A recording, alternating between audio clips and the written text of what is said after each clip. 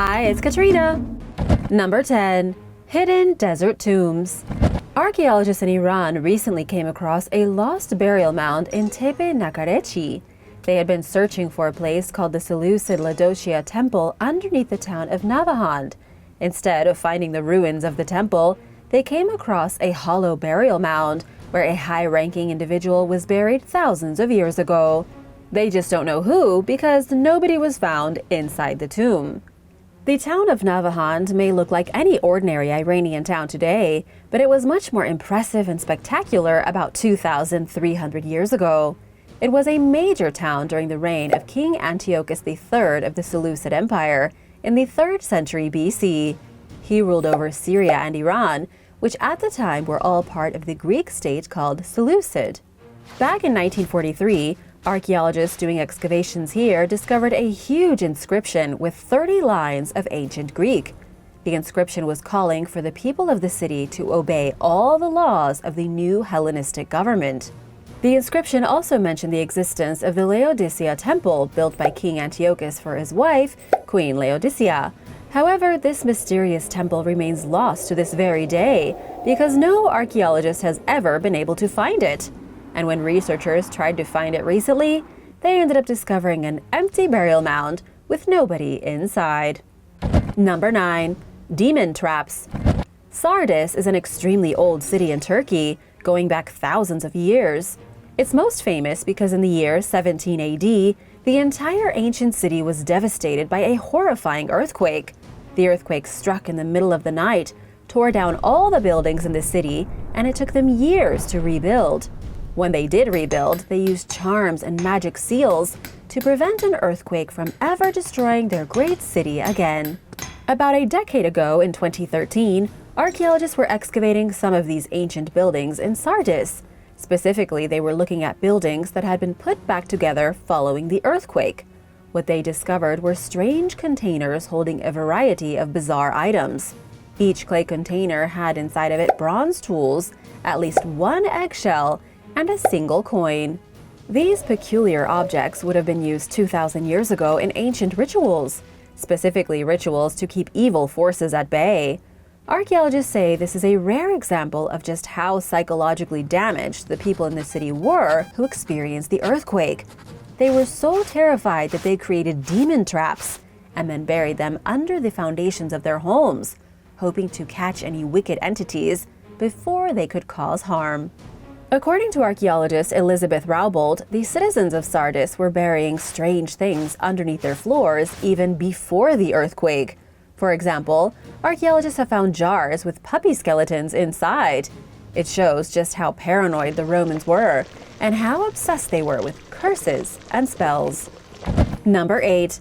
The Lost Pyramid of Noah's Ark. A fragment from the Dead Sea Scrolls has revealed something rather shocking. It turns out that Noah's Ark may not have been what we all think it was. The ancient text, which dates back 2,000 years, could be proof that Noah's Ark was actually a pyramid. Here's a quick recap of the Dead Sea Scrolls. 50 years ago, a Bedouin shepherd in Israel accidentally discovered a cave filled with ancient scrolls near the Dead Sea. They became known as the Dead Sea Scrolls, a collection of about 800 manuscripts. Around 200 of those manuscripts are bits and pieces from the Hebrew Bible. Just recently, the Israel Antiquities Authority scanned tens of thousands of tiny fragments of the scrolls using a special camera. Each fragment was photographed 28 times and in different light wavelengths. All this fancy photography has allowed researchers to decipher texts that had been previously illegible. One of these new texts, according to researcher Dr. Alexei Yuditsky, describes Noah's Ark as having its ribs gathered at a point at the top to form the shape of a pyramid. This is interesting because it's not the only historical mention of the Ark being a pyramid. A Greek translation of the Bible from the 3rd century described the Ark as pyramid-shaped, while medieval authors even said the Ark's roof was pointed. This has led some to speculate that the Ark may have actually been a pyramid, and that it could still be hiding somewhere in the ancient world, possibly in Egypt or Turkey. We just don't know where, or if the rumor is even true. Number 7. Lost Hellenistic City. Bassanio was a city in the Illyrian kingdom that would ultimately be captured by Rome and subdued under their control. Historians have always known about the city because it was described in Roman texts 2,000 years ago by the Roman historian Livius. He wrote that Bassania was where the Illyrians took one of their final stands against the Roman army, even though they fell anyway. But it wasn't until 2018 that this lost city was finally discovered. It was researchers from the University of Warsaw who first identified the massive defensive walls of Bassania. The walls were found on a forested hill near the city of Shkodra in Albania. Before researchers came, the locals had always assumed the stones were natural formations. They were actually the walls of a massive city that once dominated the region. Once archaeologists started digging, they found all kinds of things. They found a gatehouse, a pair of bastions, and the remains of the entire settlement. Based on where it was discovered, Bassanio was sandwiched between two of the most important centers in Illyria. It was between Shkodër, the Illyrian capital, and the major Greek city of Lissos. While the city isn't that extraordinary, especially since the whole thing has been leveled by time and neglect, it does have a deep history. During excavations, ancient fragments of pottery dating back over 4,000 years were found. That means that people lived here all the way from around 2000 BC until the Illyrians were defeated in the 2nd century BC.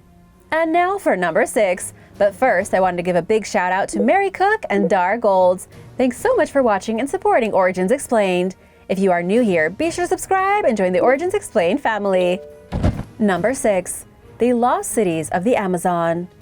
A most fantastic discovery of lost cities has just been made in South America. Scientists in Bolivia have discovered evidence of sophisticated cultures living deep in the Amazon. They used highly sophisticated mapping technology to pierce the jungle canopy and map the floor. What they discovered was evidence of an ancient urban sprawl hidden in the wilderness. This isn't the lost city of Z or El Dorado. Instead, scientists identified multiple settlements making up a larger community of people, all connected by roads and byways. It's a kind of urban stronghold and socially complex center that was most likely occupied by the Kasarabe culture from between 500 and 1400 AD. These settlements had pyramids, great temple compounds for ritual activities, and even water distribution systems that stretched for miles across the landscape. These systems delivered fresh water to people in these smaller, more rural settlements. This is pretty amazing because it shows that at least in Bolivia, the Amazon was hardly just a wild place. Instead, the native inhabitants had carved their own world out of the jungle and changed the landscape to suit their needs. The only thing is that these settlements were abandoned abruptly about 600 years ago, even before the Spanish showed up.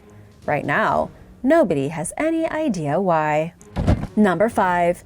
The altar on Mount Ebal. In the book of Joshua, which can be found in the Bible, there is a story about how he built a great altar of stones where the Israelites went to make peace offerings. As it turns out, that altar may have been a real place, because in the 1980s, archaeologist Adam Zertal conducted a land survey around Mount Ebal and discovered an anomaly about 450 feet beneath the peak. That anomaly proved to be the remains of an ancient altar. The mountain was excavated in the 1980s, and the full scope of the altar was uncovered. Somebody had built a massive offering table from unhewn stones, way back in the Iron Age. The base was built right into the bedrock, with a depression in the middle where the researchers found charred animal bones and ash. These bones were almost definitely from sacrifices. In total, the monumental altar was about 30 feet long, standing over 10 feet tall, and with a huge ramp leading to it up the mountainside. Nobody knows who built the altar for sure, but it does seem connected to the story of Joshua in the Bible. It could very well have been the actual altar built by Joshua. Number 4. Offerings of the Templo Mayor. Thousands of strange and somewhat creepy wooden objects have been discovered inside the ancient Templo Mayor of the Aztec. The Templo Mayor is at the very heart of the ancient Aztec capital of Tenochtitlan. The city is currently half buried underneath the modern structures of Mexico City, pretty much paved over by the Spanish. However, there are some pieces still remaining. The Templo Mayor is one of them, although it's broken and in seriously rough shape. Construction on the temple began around the year 1325. Less than 200 years later, in 1521, it was absolutely destroyed by the Spanish. The modern archaeological site can be found right in the main plaza of Mexico City, at the core of the historical district.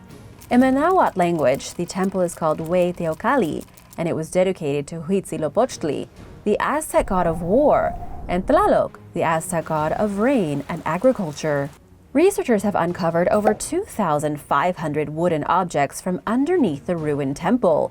Things like disturbing ceremonial masks, headdresses, scepters, figurines, earrings, and a bunch of other amazing artifacts. These things had likely been dumped in the bowels of the temple by Aztec priests as offerings to the gods. The only reason the wooden objects have survived for so long is the incredible humidity underground and the condition of the soil. Number 3. A mysterious burial site at Kelenderis. At the ancient city of Kelenderis, located on the Mediterranean coast of Turkey, archaeologists have uncovered a lost infant burial site. Not just that, but also a furnace that had been used for commercial production. The port city of Kelenderis was established roughly 2,800 years ago.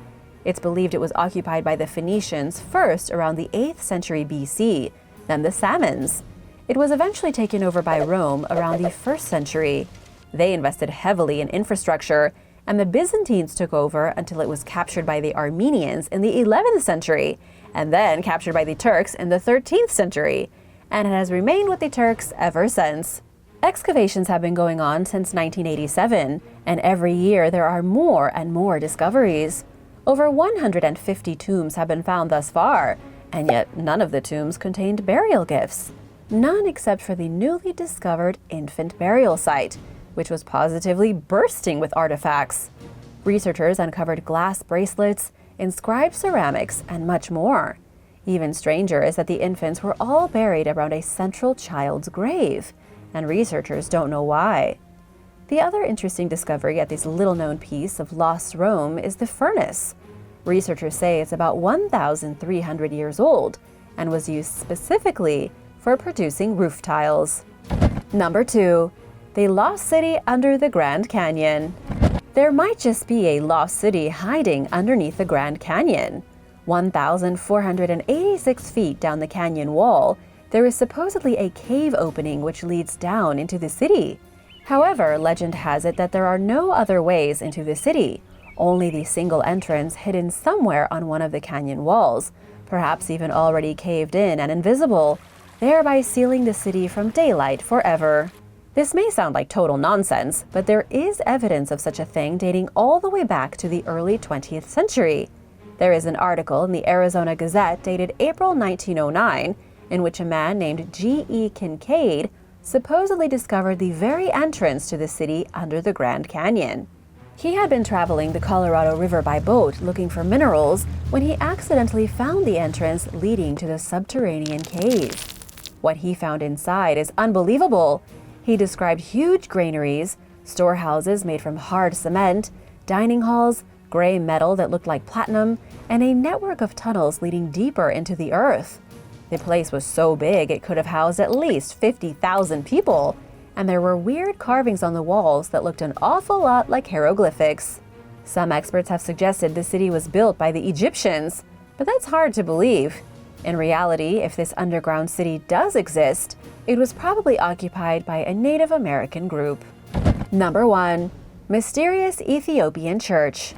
In the dry and dusty highlands of Ethiopia, a team of archaeologists have uncovered the oldest Christian church anywhere in sub-Saharan Africa. This discovery is shining light on one of the world's first Christian kingdoms, and also one of its most mysterious. The team of international scientists found the church about 30 miles from Aksum, a modern city, but also once the ancient capital of the Aksumite Empire. This empire appeared around the 1st century AD and dominated most of Eastern Africa and even Western Arabia. The church was dated back to the 4th century AD, 300 years after Christ's supposed death and resurrection. While that may seem like a long time, it was about how long it took for Christianity to catch on.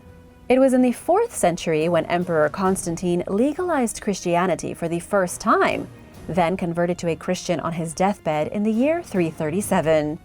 The presence of this church shows that Christianity arrived in Ethiopia and took hold before the rest of the world. Even when the Aksumite kingdom began to lose its power in the 8th century, and as Islam spread across the entire region and took over pretty much everywhere, they remained defiantly Christian. Ethiopia managed to stay Christian even in the 16th century, when the Somali and Ottoman armies tried to take the highlands. And today, most Ethiopians still belong to the Ethiopian Orthodox Tewahedo Church. Thanks for watching! Which of these mysterious ancient places would you love to see with your own eyes? Let me know in the comments below, and be sure to hit that subscribe button, and I'll see you next time. Bye!